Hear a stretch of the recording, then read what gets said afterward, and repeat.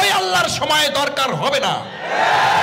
কে যেন আজহার নাকি মাজার একজন আছে, আগে ওরা খাইছে এখন এরা খেতে চায় না, কি বলছে না? বাইরে রাজনীতি করবেন স্বনামে আসে, আড়াইলে আপনার লেগে রাজনীতি করেন, জামাতে জয়েন করেন, আপত্তি নেই তো। আলিমদের সম্মান করতে শিখুন,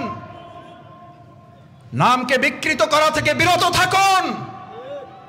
ফ্যাসিস্টদের এক টাকলা মুরাদ মনে করিয়ে দিচ্ছি, শুধু এই মাওলানা ডক্টর আজহারি হাফিজাহুল্লাহ বলেছিল, ওই যে কি একটা বলে ঠিক না বা ঠিক, এই কথা বলার দুই একদিনের মাথায় ওর মন্ত্রিত্ব চলে গিয়ে অপমান লাঞ্ছনার কাজ করে আল্লাহকে দাঁড় করিয়েছিলেন। আমাদের মানুষের তৈরি করা তন্ত্র মন্ত্রওয়ালার লোকেরা, ইসলামপন্থী আলেমগণ যখন চাঁদাবাজের বিরুদ্ধে কথা বলে, একদল খাইছে আর একদল রেডি হয়ে গেছে, তখন ওই কপাল পরা জামাওয়ালার মতো লোকেরা চটকনা দিতে চান। মনে রাখবেন, খলিফার কাজ ভেঙে ছুড়ে তছনছ করে নতুন একটা বাংলাদেশ বিনির্মাণ আমরা করবই। আলেমদের বিরুদ্ধে লেগে একদল হেলিকপ্টারে উঠেছে, আলেমদের বিরুদ্ধে লাগলে আর একদল হেলিকপ্টারে উঠতে পারবেন না।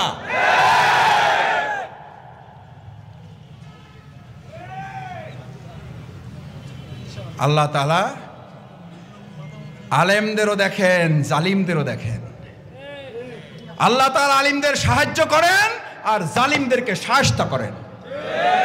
সুতরাং আলেমদের বিরুদ্ধে অবস্থান নিয়ে কেউ জালিমের কাতারে যাওয়ার চেষ্টা করবেন না, পরিণতি কারো ভালো হবে না। সে যদি শফিকুল ইসলাম মাসুদ হয়, শফিকুল ইসলাম মাসুদের পরিণতি তার চেয়ে ভয়াবহ হবে। কারণ আলিমেরা কথা বলে জনগণের কল্যাণের জন্য, ইসলামের জন্য। আমরা জানি না আপনারা এগুলো বুঝে না নাকি না বুঝে, নাকি শয়তানের পাল্লায় পড়ে বলেন। মাওলানা ডক্টর আজহারি এই বাংলাদেশে কোন দলের সম্পদ নয়, শুধু মুসলিম উম্মার সম্পদ নয়, উনি গোটা পৃথিবীর মানব জাতির সম্পদ।